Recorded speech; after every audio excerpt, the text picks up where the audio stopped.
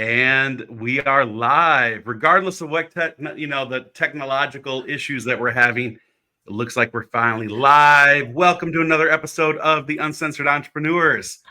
I'm so glad to be talking about this topic. I think it applies to each and every one of us, regardless of where you're at on your journey towards being an entrepreneur or your business.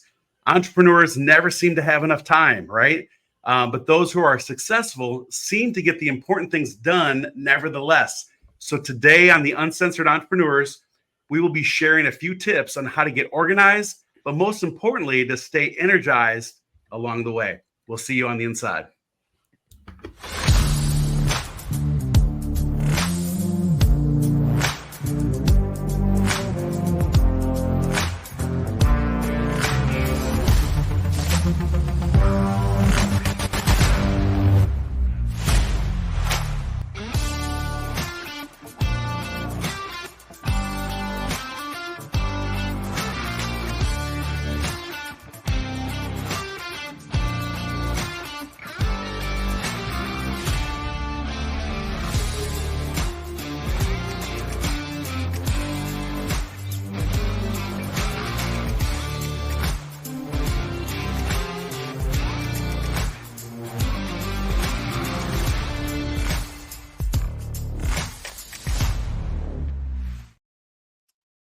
And welcome. Are we good? Can you hear me okay, Christina? I can hear you. You sound a bit like a robot, but we'll take it. And the intro cut out like halfway through, paused, and then I got the last end. So I'm glad we're here today. We were just talking like before the show, hey, weird step in technology. Like now we can't stream into groups on social media. It's like, it's a bit glitchy. Like we feel like we've gone back like 10 years. And I'm like, what is going on? Solar flares, cyber attacks, like what's happening today? This is so bizarre. Like, shouldn't we be getting better? It is. Yeah, you're right. With all this new technology and everything that's came out. And of course, the big buzzword in the last, I say 6 months, but it's really been, for over the last like year and a half is AI, right? It just continues to compound. And the closer we get to what most would consider to be like the heightened level of technology, I feel like you just said, the support is weaker. We're lagging in a lot of different things, and feature wise, it just seems like the benefits aren't there like they used to be. So anyways, I may be crazy, but I'm kind of seeing that across other platforms as well. And, we're going to be talking a little bit about not necessarily, technology is a big part of what we do to stay organized and energized. But I thought it would be a great topic. And you see, we've got a couple people missing today, right, Christina? Yeah. So this happens in business. So we kind of shifted gears real quick. And one of the things that we're always constantly, as an entrepreneur, doesn't matter what level of business, but staying organized is so important. And the reason why, I felt it was important to kind of layer in organization and staying energized is because it really goes like, it's one and the same, quite frankly. The better you're at one, it's going to feed into the other. So we're going to talk about that. And then also one of the things I'll talk about in a moment is the technology side of it. I've been looking at some other new purchases, right? Things that kind of help me with organization and things that I enjoy doing. But I also believe being a personal branding person, I think that for each and every person, you have to do what ultimately feels good for you. And so we'll kind of layer that into our conversation today as well. But anyway, so welcome. So Christina, what's going on in your world? How's mom life going and the new baby and everything else? I think that this is a really great topic, okay, for business people, because your life shifts and changes. You go into different chapters of life. Yes. There are some chapters where you are just hustling and giving it everything you got, and there's other chapters where you take your foot off the gas and have everything dialed in. And that's why you hustle, actually. It's like different levels that you get to in business. And so as you move through these different levels, you start to incorporate different things. Maybe you grow a team, you invite people into your business, you hire a VA, or you hire a social media person, or you hire somebody that is going to be a sales recruiter for you, right? Maybe you hire somebody to do your graphics and your websites. And each of these stages takes time and energy and effort to set up. But what they do is they allow you to have more freedom on the other side. And it's so interesting because a lot of people get stuck in the spot that they're in. And, you know, when I was trying to make that first $100,000 mark, you're going to make, like, I hate to say this, but I want to say it out loud because I want people to understand that you're going to make a few $10,000 mistakes on the way to 100,000. Right. Absolutely. Quite frankly, I mean, and you're lucky if you're getting off at a 10%, loss along that way. In most cases, in order to truly lock down, your first six figures and to make it repeatable, you're typically going to invest about that exact amount, right? Just through lessons learned. Now, the way to avoid a lot of that, of course, is to have mentors, to have coaches, follow people that have actually already walked those steps so that you don't have to repeat the same mistakes. But my lessons go way back in time before I was even on social media.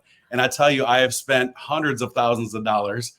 I know that's going to make a lot of people fall out of their chairs, but hundreds of thousands of dollars just in those mistakes, going down a path that really didn't lead to where you wanted, to truly go. So you had to pivot, shift, change with times, change with technology, as we were just saying now. One of my clients, by the way, this last week, and I think it kind of feeds into this whole idea of staying organized and pivoting and thinking about the next steps.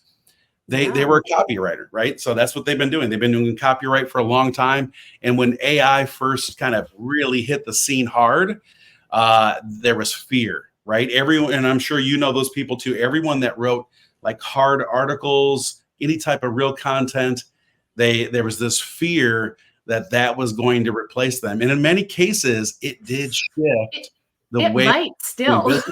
Yeah, right. Right. I was just looking at Gary Vee, and Gary Vee was talking about what he thinks in the next 5 to 10 years is that AI influencers will take over, that people will own AI agencies and own influencers, so that, because people now want to do faceless marketing. They want to, right? So think about it this way. It's so funny that you just said that. Wild. It's wild. Yeah. But I also want to go back to what you said. You spent hundreds of thousands of dollars. Like, I know people freak out when they hear that, but as an entrepreneur, look, $10,000 mistakes to get to $100,000, $100,000 mistakes to get to $1 million. Seven-figure income. Yeah. And absolutely. then I'm not there yet, but for consistent $1 million years, you're probably going to have to do $1 million mistakes to get to 10 million, right? Without a doubt. If we had, you mentioned Gary, Tony Robbins, any of these big influencers, people that have been around for a long time, that are really noted in the world of coaching,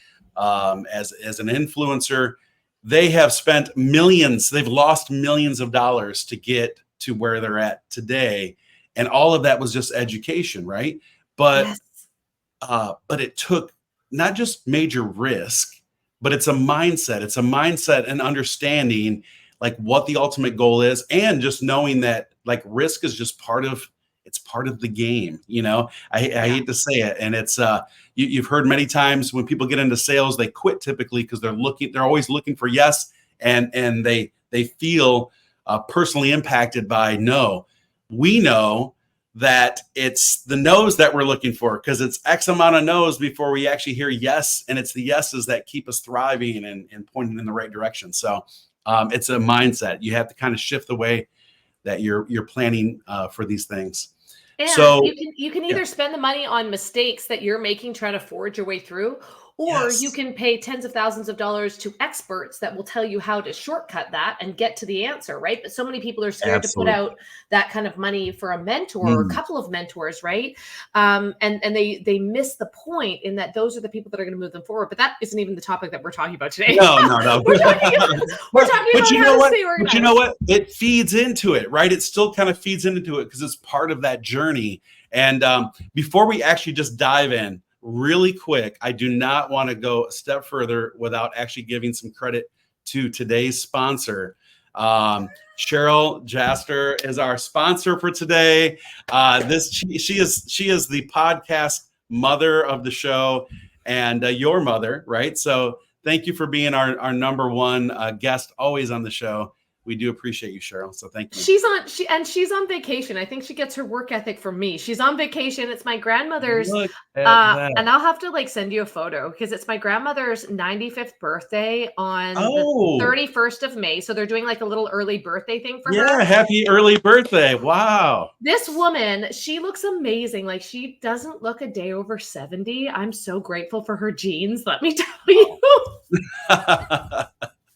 She looks amazing. So they're having a little That's a good so problem. thanks, Mom. Thanks for tuning in. I know you're busy and having a great brunch this morning. We love you. Yeah, so thank you. We do appreciate that. But like, yeah, so let's dive into this because there's so many different things, right? Little things that we're going to cover. We're going to talk about how to, we're going to talk about what works and what typically doesn't work or hasn't worked for us in the past. And I think that one thing I just want to kind of make this note right out here, right out front, people that are tuning in or watch the replay later, there's something like, I love this. So I have to just kind of start off with this. It says at the end of the day, and this is kind of a disclaimer for all of us. At the end of the day, we all beat ourselves up over productivity. The key to a good system is to allow yourself to let go, not feel compelled to do everything that's in your brain or on paper. Some tasks that linger are meant to linger on further or completely die. Wow. I love that. I love that. I write that out and have it on my wall. I've got right. I'll send it to you. I'll actually put it in our chat later because thank you. When I read that, I was like, wow, that's so profound. I was searching for, some thoughts around that. And I was like, that is so true. We have to give ourselves permission to not get every single thing done. And as an entrepreneur, for all those that are tuning in, most of us are like perfectionists, right? Not all of us, but many of us are. And so we just feel like if it's on paper, if it's a task that if we do not achieve it, then we've kind of failed at our objective for the day, right? And it's not the case. So we have to give ourselves permission to just let go. So there's a little piece of organization that just it kind of defaults to, you know what? If it didn't happen today, oh well, I can shift it into tomorrow. And at the very end, like it said, some tasks that linger on are meant to die. So just kind of keep that in mind, right? And at what point do you kind of come to that realization? But anyways, someone actually yes, right, Michelle? It's kind of profound because most of us don't think this way. So I think it's a great mindset just to adopt. But what do you think around that? Being a mother, doing all the things you've been juggling. I mean, come on. What do you got, Christina? Well, I mean, you messaged me 40 minutes ago, and I was like, and said the topic for today, what we're going to talk about, and I was like, well, I am still in bed at 9:30. I've been cuddling with my baby and working from bed, right? And it was interesting because I had this conversation with my husband, and when you do multiple things, right? We all have multiple businesses on this show. We all have multiple streams of income.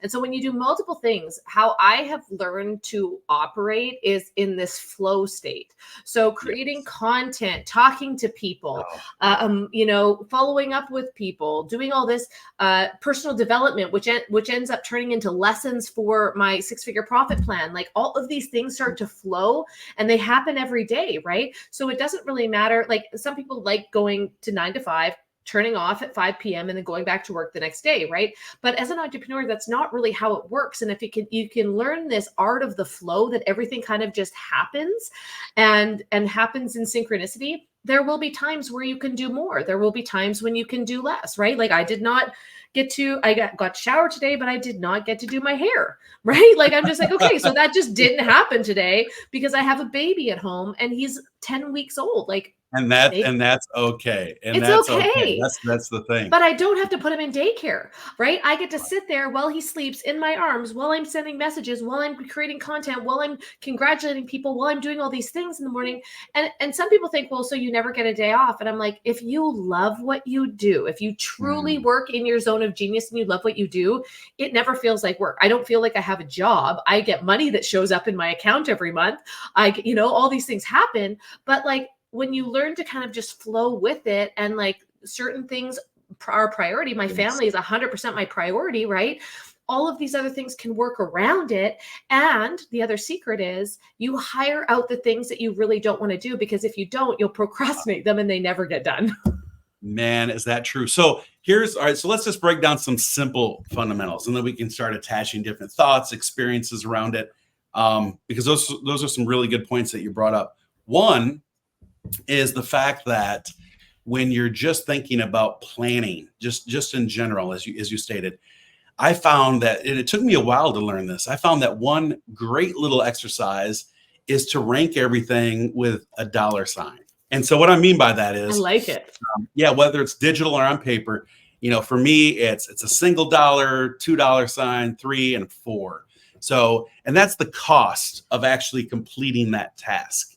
And so when you think about it in this perspective, you'll start to look at some of these things and you'll be like, gosh, you know what? That task.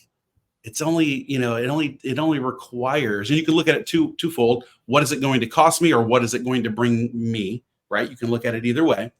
But when you look at a task that costs, $20, $30, $40 for a VA to complete, it's like, is that worth your time, your frustration to learn the system, to go through the headaches of technology not working, like we talked about before, right? Because in that case, they assume the risk as well when they're going to complete a task for X amount of dollars.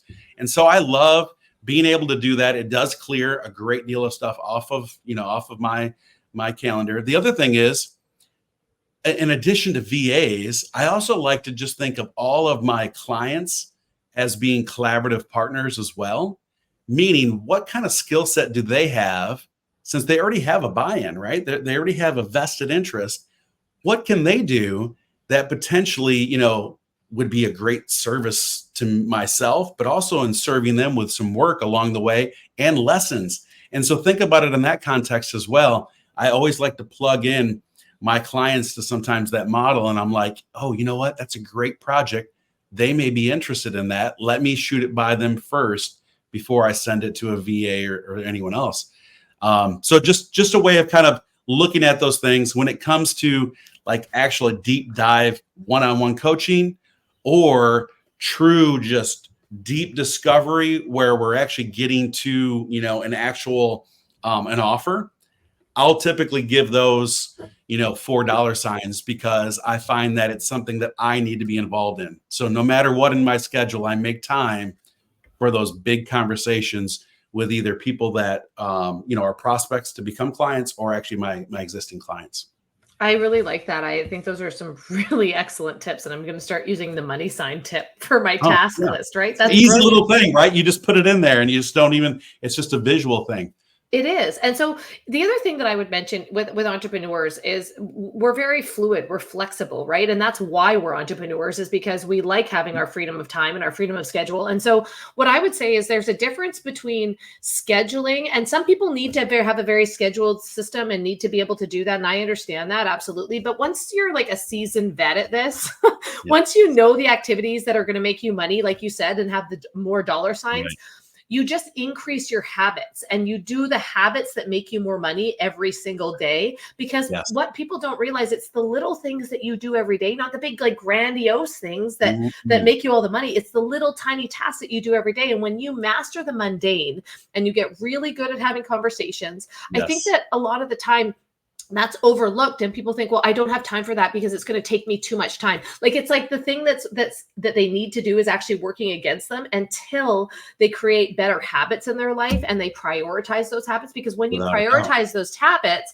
you make more money, and then you also create more time for the things that you actually love. And the other thing that we talk a lot about is personal branding. So if you think of your life and you have multiple streams of income, and you're like, I have this business, this business, this business, this business, you're like, oh my God, how am I going to do all of these things all at once? How am I going to allocate time for that? But if you build a personal brand and you realize that your job is to serve a certain demographic of people, a certain audience, and you have all these options for them, you're multifaceted in the options and your offers, all you have to do is do one thing and then have a conversation with people on the back end and figure out what part you're going to funnel them into. Right? Oh, that is so true. That is absolutely so true. And, I've been in the coaching game like for a long time. And first of all, thank you so much for talking about personal branding. You know how that's my baby, right? And so I always talk about that. But I've been in the coaching game for a while, and enough to know that I used to overcomplicate the system and the process. Yes. You felt like you needed to be overly planned and productive with, every little single question, and every box has to be checked off. And that kind of goes to what we talked about earlier, just letting, yes, you have to be productive, but there has to be a little bit of, of a fluidness to what you're doing, daily. And if you have all those things, the problem is that when you see boxes unchecked, I mean, it's important to have tasks and lists, but if you feel like every box has to be checked, you will go crazy, right? You'll feel so, and it starts to actually affect other things, mindset, your motivation, your heart set, your limiting beliefs, all these things that kind of just start creeping in because you feel like, man, I just have not, completed what I set out to complete today. I've been there. I know you've been there. Well, almost most people have been there. So I think that's a very, very, very strong point, just to stay fluid. And so speaking of fluid, I'm going to sneak one little thing in, and then let's see how we can kind of bring that back around to staying organized. One thing, and again, it goes back to this lessons learned over the years. I thought that every moment of my waking available time had to be entirely focused on business and the tasks. With that fluid part that you talked about, I am more productive now, giving myself some grace, but also setting myself up for the day with potentially some thoughts and tasks that never even make it to my list. And so one of the things I want to mention is, how does your morning typically start out? And once I started to adopt visualization and meditation, wow, like everything changed, right? And now there's this new, well, it's not new, but it's new to me over the last year, is this, this concept of morning notes, if you've ever heard of that. Yeah. And morning notes are when you wake up and you're in your kind of meditation state, and you're just thinking about things, instead of just drilling into what's in my book, what's in this, I got to set up for this appointment, let me review this person's profile. Instead of doing that, spend a little bit of time just jotting down other things like in your brain. It could be the creative side. It could be like, you know what, today is an absolute beautiful day. I've never seen the sky so blue. And anything that you're kind of just reflecting on, or, I had a great time yesterday with my family, or wouldn't it be great this weekend to go to the park with my kids and do X, Y, Z, whatever it is, whatever is actually on your mind, jot that down, just start to write all that out. And you'll find something so powerful from that. One, you'll actually, carry forward certain things that have to be done. You'll actually create a task from there, but you'll also find that 75 to 80% of it does not need a task or an assignment attached, but it allows you to kind of do this brain dump. And from that, you can dive into the other things with so much more energy. It's amazing. Oh, I love that. I tend to do that at night. My brain goes at night. Yeah, either one, night or morning. Yep. So, but what was funny is that when you said, your morning routine, and I literally posted a story the other day with me, with my laptop on my bed, with my baby beside me. And I was like, I don't think this is what they meant by the 5 a.m. club. Yeah. That's so funny. Because I love the 5 a.m. club. The concept makes sense, but you know what? I also wake up at 3 a.m. I wake up again at 5 a.m. I wake up again at 6. I'm all the clubs. I'm all the clubs right now. And what's really cool, you talk about, things that'll make a difference, right? Things that'll make a difference in journaling. And so we've had a couple of different people on the show. And one of the things that have hit home, and I want to address what you said before too, but this is what just came to me, is that be memorable for people, right? Like review your day from the day before, and you would not believe what a simple message to somebody telling them that you were thinking about them. We spent the day yesterday. Izzy had the day off school. Shocking. They have a million days off school down here. And so we've spent the day at the pool with some friends that we haven't seen in a while, since the baby was born, actually.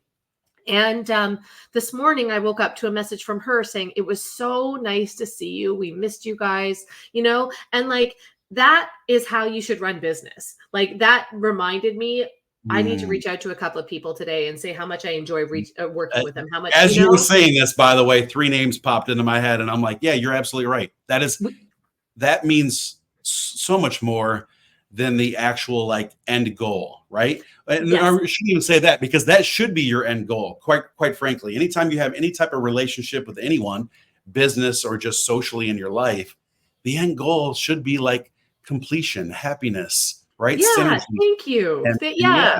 And So gratitude. yeah, Absolute it's gratitude like for true them, right? gratitude. Well, Absolutely, yeah. what you were saying before that I think is really important is that entrepreneurs feel like they have to be on all the time and working all the time and they're busy all the time, Yeah. right? And what happens in the beginning when you first become an entrepreneur, because you're so focused on making an income and you're so focused on making or creating a successful business, you don't want to fail, is that you sacrifice all of your time. I remember this. I sacrificed all my time with my Me friends too. and family, everything, right?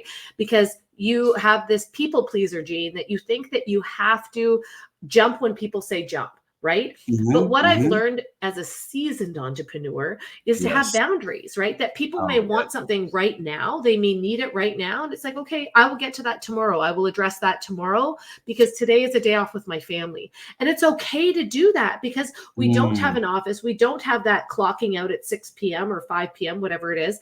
We have to be able to create boundaries with people and understand that this happens on our time. This is actually a huge mistake that people make when they are going through Messenger, right? Like say you do business online and you're constantly having conversations. And so they'll pick up the phone before they go to bed at 10 p.m. and respond to somebody instead of having the discipline to be like, I need 8 hours of sleep. I'm going to get up at 9 a.m. or maybe not. Okay. I'm going to get up at 7 a.m. 8 hours of sleep. What is this 8 hours you speak of? Anyways, keep going. I know, right? Actually, I was really good at it. Like from 10:30 till 6:30, we were really good at it for a while. Okay. Until we had a baby. But you have these 8 hours of sleep. You get up, you have a coffee. You're like, okay, this is the beautiful thing. You get to decide what your morning routine looks like. You're not rushing around like a crazy person. And then it's like, okay, now I'm going to respond to anybody that responded to me last night from 5 p.m. on. You can still keep those hours as an entrepreneur and have boundaries and batch your responses. And by the way, that actually is more time efficient than talking to people all day. Oh, so true. And that was going to be one of the things I was going to talk about, is just pocketing little sections of time right throughout your day. And you're right. Whenever, and I still do this, whenever I have a day that isn't completely booked up, well, I do have some days that are line on line. They just work out that way. And it does become very overwhelming at times. But the days that seem to be, have a little bit more gaps and things of that nature, where you really could spend that time focusing on those like long-term projects or something that you're just wanting to get completed, that requires, some time, right? Throughout the day, throughout the week, throughout the month, whatever it may be, is when you find yourself scrolling, whether it's productive, meaning Messenger, replying back to people, or whether it is, of course, Facebook or any other social media source, even though we call it, we're cultivating business, it does become a distraction. And if you don't set those boundaries, as you just stated, even for those activities, then it can overwhelm you. And 15 minutes can turn into 45 minutes. I think I saw a study by Forbes many years ago that actually talked about that. When our brain actually thinks that we've just been on for about 5 minutes, I'm just going to look really quick. I've got a quick lunch break or a coffee break, whatever it may be. It's typically 5x. So 5 minutes in your brain is 25 minutes that you've just spent. So if you've been on Facebook for an hour, that could essentially be like most of your productive waking hours throughout the day, right? That you're just constantly and you're replying back to people. I love that. I'm so glad you brought that up in regards to set aside the time to respond to everyone, and make that, I would also say communicate that right on the front end too, when you're doing business with people, letting them know, when you ask a question, when you text me, when you message me, those are all great attention grabbers. I will answer those. However, if it's not like urgent, as in, please help me, my house is on fire, I need you immediately, then I will typically try to take those and push them to the end of the day or the following morning, right? So very good point. Yeah. And the other thing, like, it's funny because I ran a team. I've been running teams for a long time, but my team would know Friday night after 7 p.m. Christina's not available because that's her date night with her husband. Like, she will not respond. The house could be on fire and she won't respond because that's like, you have other resources. That's the beauty of setting up a team, is that you have other resources. One of the things that I did, and this is a life hack. So one of the things that I did in the beginning, because I found myself scrolling all day, right? Like, it is an addiction, by the way. It's It is. just, social media is an addiction, like We've, drugs, we've, like we've been alcohol, there. like Yeah. sex, like everything, right? It's an addiction. And so what I did was I actually put a time limit. Like, how you can put time limit on your kids' iPads for Yes. certain apps, right? So I put a 2-hour time limit on Facebook and on Messenger. So I had a 2-hour time limit. And so if I realized when that time limit was over that I hadn't done what I needed to on social media, I had to change my behavior, right? Like, I was like, ooh, that like actually really showed me that I didn't do what I was supposed to. I just wasted all this time, studying other people, Yeah. or like looking for post ideas, or whatever the stupid stuff is that you waste time on in the beginning.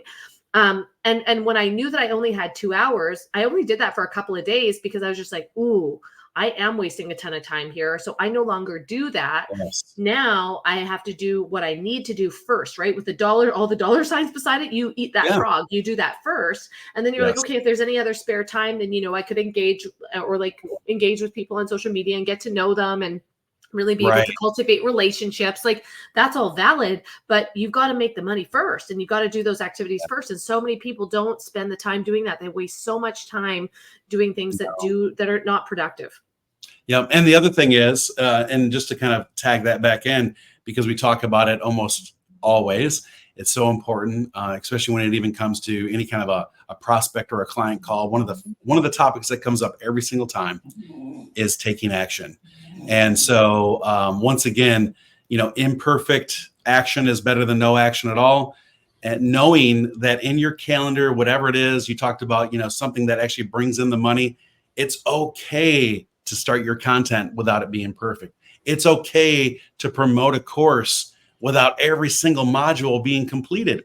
And in fact, I have found that it's the journey of kicking off module 1 with a group of people that actually feeds into and builds, allows me to create the continuing modules, right? Because even then, when you think that you have every single thing structured and laid out of what's important, once you dive in with real people that think a little bit differently than you, you'll start to find that the things that matter most to your community and others isn't always perfectly in line, isn't always perfectly in line with you. And so sometimes it allows you to pivot along the way or to add little things and tweaks along the way. I love doing that. I love moving forward with content creation, courses, coaching in a fluid manner, still having some structured outcomes, but allowing yourself that freedom to just kind of, change things along the way.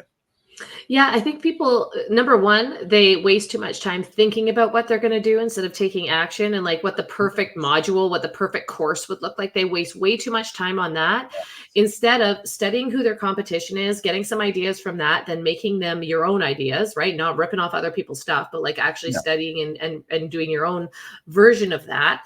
And then the other piece of it is when we start to think about working in group settings with humans, right? It's diversity. Like, you don't know what each person is going through. Not only that, but in the world, things are changing, the markets are changing, all these things. So if you create one evergreen course that you're like, this is the golden goose, this is it, right? In like 6 to 9 months or 3 to 5 years, that information is no longer going to be relevant. It's probably not even valid. I'm chuckling while you're saying this because, I flew all the way out to Vancouver. It was right in the beginning of COVID, and went all the way from. I'm on the East Coast, right? Flew all the way out to Vancouver to meet with a group of individuals to really do like this hardcore mastermind around building the perfect course. And in doing that, it was fun. It was a great exercise, anyways. I was there to network and do some other things. But in the process of doing that, what I found was that so many people had these ideas that they had been working on for years. And as they started to develop the course, 6 months later, when I did kind of a, kind of a circle back to see how things were going, some people were still working on the same exact content. And I knew that it was going to be, no longer valid. And so again, like you said, taking action, you just have to do it. A lot of it does have to be fluid. Let's talk about, just for the sake of time, so that people actually like, okay, so how do I do this, right? Like, what are some good ways to get organized?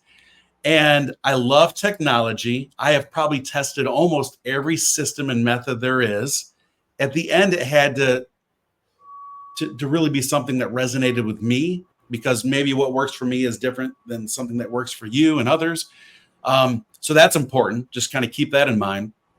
But I also say that if it's cost that's holding you back, if it's technology, the education, portion of trying to figure something out that's holding you back, in the meantime and through that process, pen, paper, start writing things down, and don't keep it all in here. It's why I talked about journaling first thing in the morning.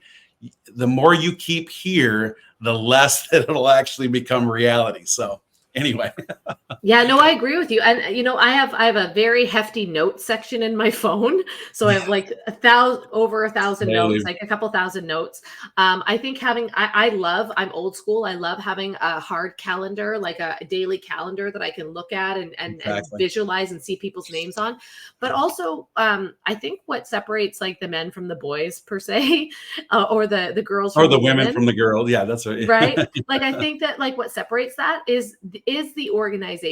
And what's fascinating to me, and technology has always kind of intimidated me, and I'm just being transparent with that. I like to hire people to do that, but having a CRM and like actually being a grown up in business will take you from like struggling to get to the goal that you wanted to multiplying that tenfold, right? Like, and that's the gap that most people don't do, is that they're too scared, or they're intimidated, or they're like, I don't know how to do that. And so they don't do it. But it's really what separates the people that go on and create massive success, because they have systems in place. They have nurture emails. They have follow-up emails. They have phone numbers. They have a sales team. They have all of these things, because you can't just work harder to get from 100,000 to 7 figures. Like, you can't, it's not you just working more on the hamster wheel and going faster. It's not that. It's how you schedule your time and who you bring in to help you, and the systems that you use to nurture people, to build relationships, to be able to automate things, because you're only one human. And so I use Go High Level, and that's something that has been like, I'll be honest, it's been something that I've been working on for almost a year to get into a place where I'm happy with it. And we continue to put stuff in, right? And the other thing is, people also, the mistake that they make is by using a whole bunch of different things. So they're using Kajabi, ClickFunnels, Go High Level, then they're using MailChimp, and they're using this, and they've got hugely high running costs, because they're not working in alignment or with intention with one program.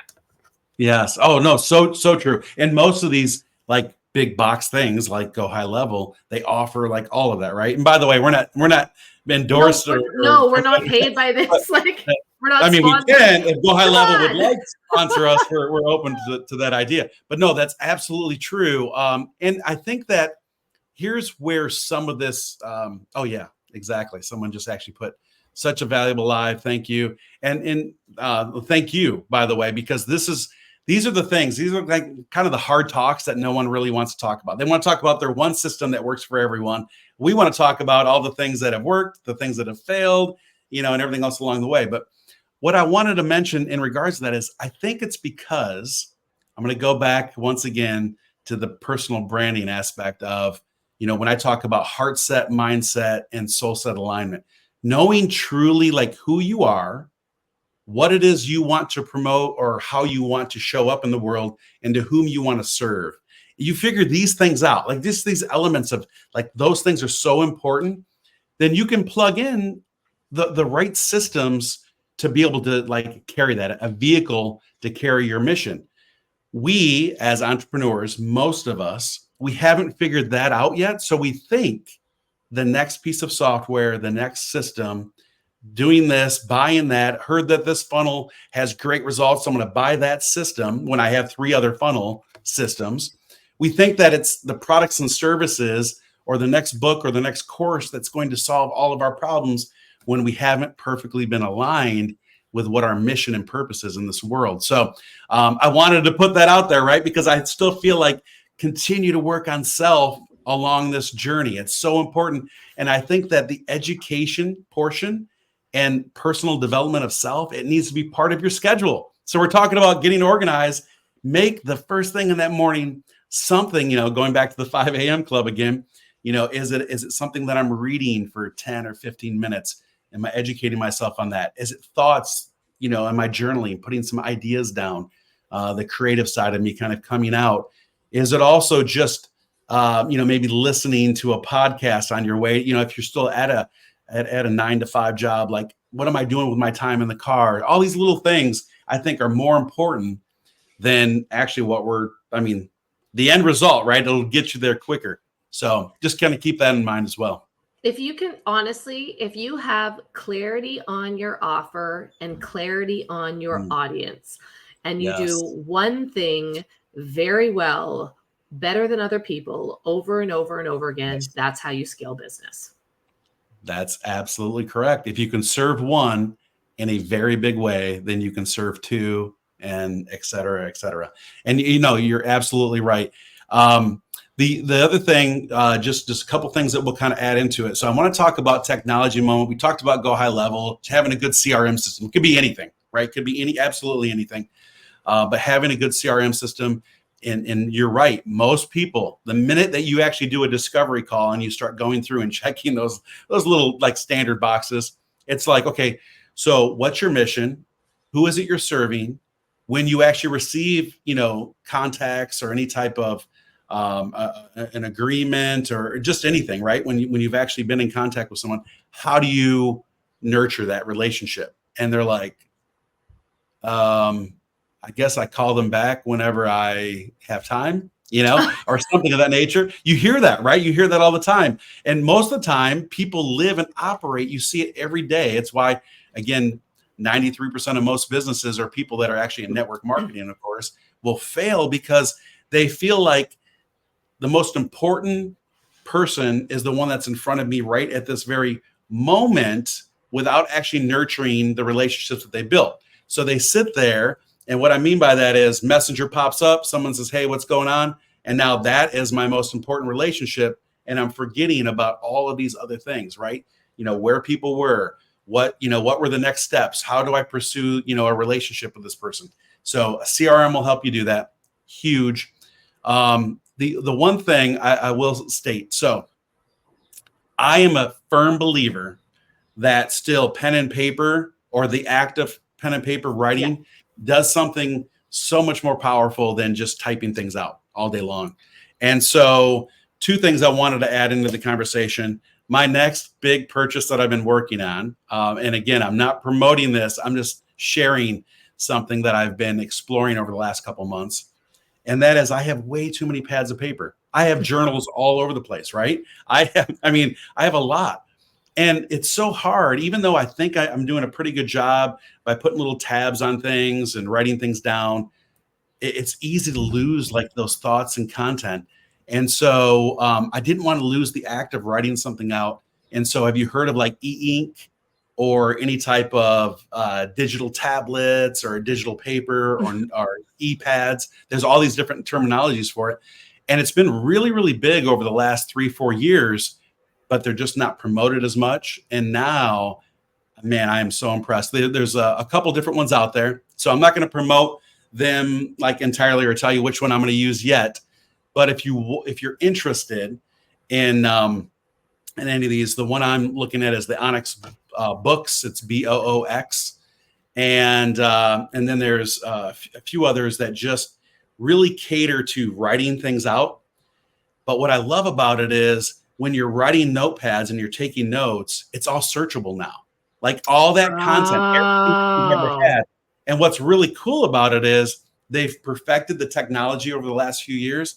And so when you write, it's actually almost just like writing, even sounds and feels, because it's textured screen. It feels like you're writing on paper. It's amazing, right? So I need to look into that. Yeah, yeah. I'll send you a couple that I've narrowed it down to. I've narrowed it down to two.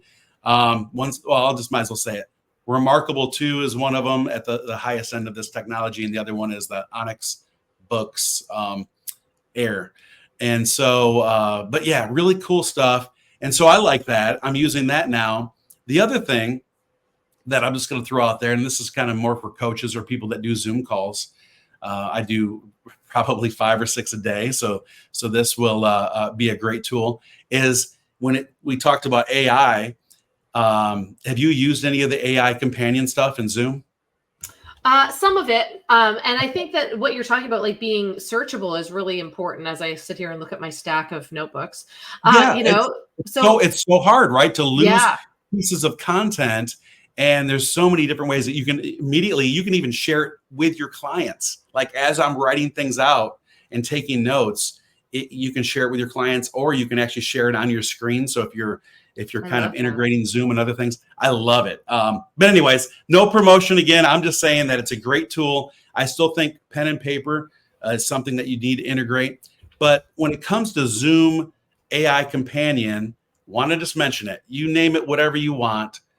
I have absolutely adopted this in the last month with as many calls that I've been having, because now my conversations are more intentional. Like you and I are right here on screen. We're talking to an audience. We know people will be popping in.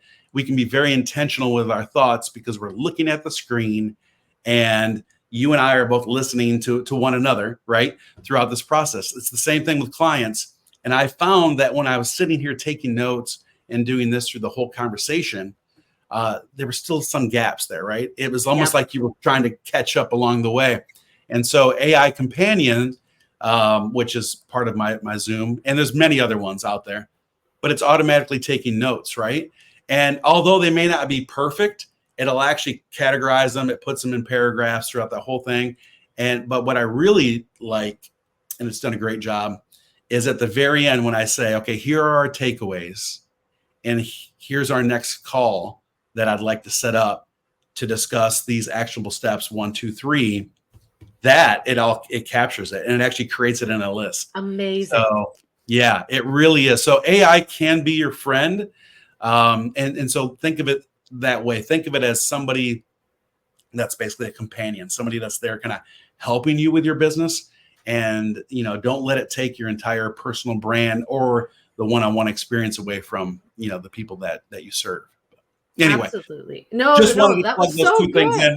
Yeah, I mean, because it's just things that I've had to learn over the years, right? And I think that they may not work for everyone, but I think that's a great start. And if it's nothing more than a paper calendar, I think you had mentioned earlier, like that's the best.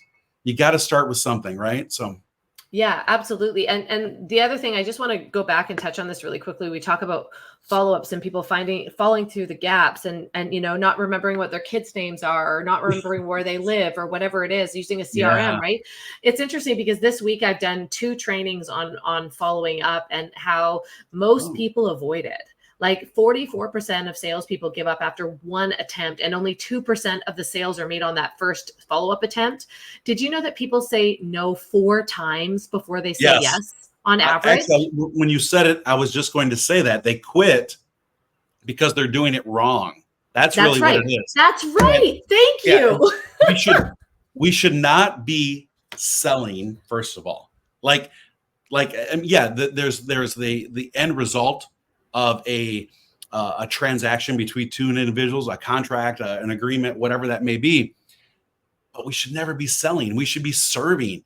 And if people would just start to change the way they think about that process. And so that means that, Christina, if you call me back or I call you back to basically go over some portion of a conversation we had before, it's more about clarity on that next call. Hey, I just wanted to find out, did you have any more questions around, what we discussed?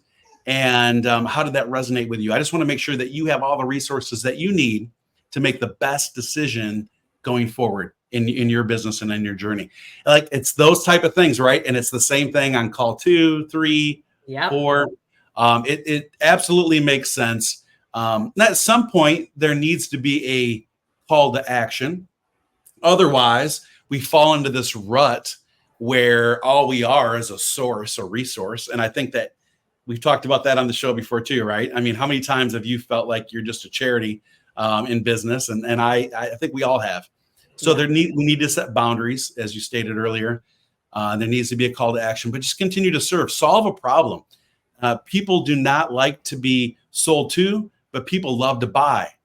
Have you ever heard that before? I mean, that's Yes. crazy. Like, but it's so true. I know even with me, when I'm inundated by a million different ads or people just always just trying to cram something down my throat.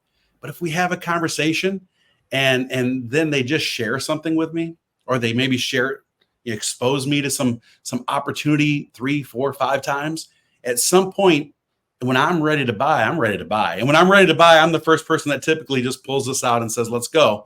And it's typically when they're close to saying no to this relationship, right? So that's another thing too. Like, don't give up in the 11th hour, because it's usually right at the 12th hour that people actually make a decision. So yeah, don't be discouraged by that. And the other piece, and Vlad said this, right? Service to many oh leads to yes, greatness, right? From Jim Rohn.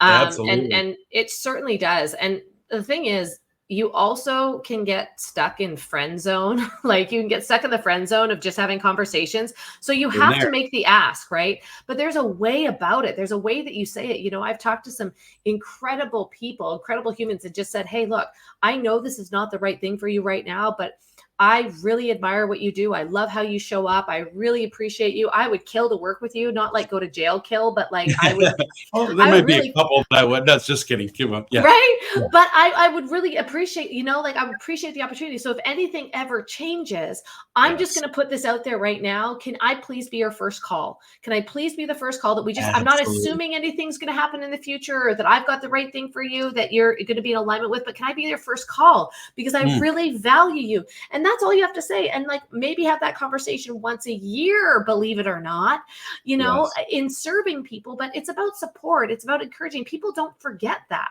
They don't forget who you are. And so if you're, so concerned about following up and making the sale, you're really missing out on the beautiful piece of business, which is collaborating with amazing humans out there and serving them to what fits their needs first. Wow. So I'll just share one little testimony that's happened in the last 2 weeks. I think I had mentioned to you guys 5 weeks ago, I spoke on another virtual stage, ended up with way too many appointments once again, right? Ended up being a total of 53 appointments. It's really hard to book that many appointments with individuals, but I did it. And some have been strung out for weeks now. Some cancellations along the way, or just shifting things around. That happens in business. But in the last 10 days, I was able to do have amazing opportunity with 2 brand new clients. And it all comes down to the keyword you just said, collaboration. Because I found that at the end of the day, there was either fear or something holding them back from making a decision. But I felt like their mission and their purpose and the community they served were so in line with myself and my own values and mission that it made sense for us just to do business now. And so the offer was, why don't we collaborate? Let's think of a product or service that we can bring to market with your experience and my expertise, and let's just impact thousands of lives. And that alone, right? Just like you said, sometimes you just have to put it in a different verbiage or just a different context, that like, I'm in this with you, right? Like I'm willing to put some things on the line to make this happen because I believe in you. I believe in this. And it's so genuine. But anyway, so I just wanted to put that out there, because that's another thing as well. And to kind of stay on topic, bringing all of that around, you would never be able to do that if you didn't have a CRM, a scheduler, something with intention to follow up, or if it was nothing more than just keeping them on your kind of nurturing content, so that you were putting things out there, educating them in the process, whatever it may be.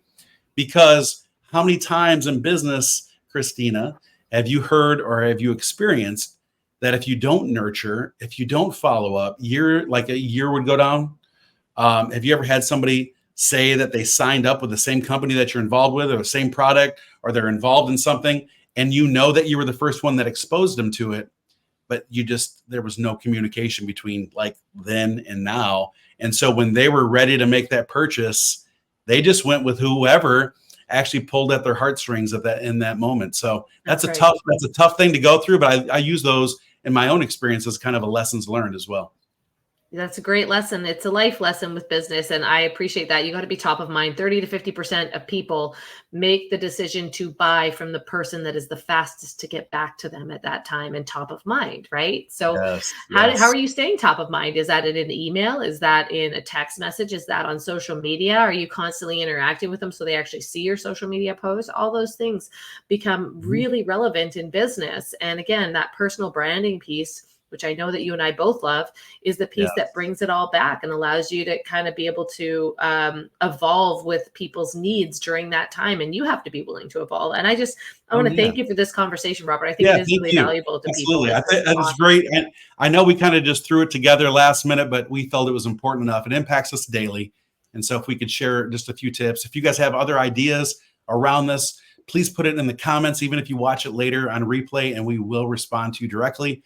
And we'll build some more, conversations around this. The last little bit I'm just going to kind of leave us with here, because I thought this was also powerful, is two particular things. One, I'm going to repeat what I said here in the very beginning to kick things off, because I think it's pretty profound. We beat ourselves up over productivity. And so the key to a good system is to allow yourself this grace to let go and to not feel compelled to do every single thing that's in your brain or on paper, right? Just know that some tasks, need to take a little longer, or they were actually meant to die. They shouldn't be on your list anymore, and sometimes we can't even let go of that. So it's important. That's an important lesson. And the other thing that I love when it comes to staying organized, staying energized, and just focused on things is this: design and create a system around this that is based on rewards and not fear. So think about that just for a moment, right? Not fear, meaning that if I don't get this and this is done, I've failed. Think of it more like, here's 6 items. If I can get 3 main items or these 2 major tasks completed today, then that's a win. And so think of it more in that mindset. Other than that, we'll see you on the next episode of the Uncensored Entrepreneurs. Thanks, Christina. Thanks, Robert.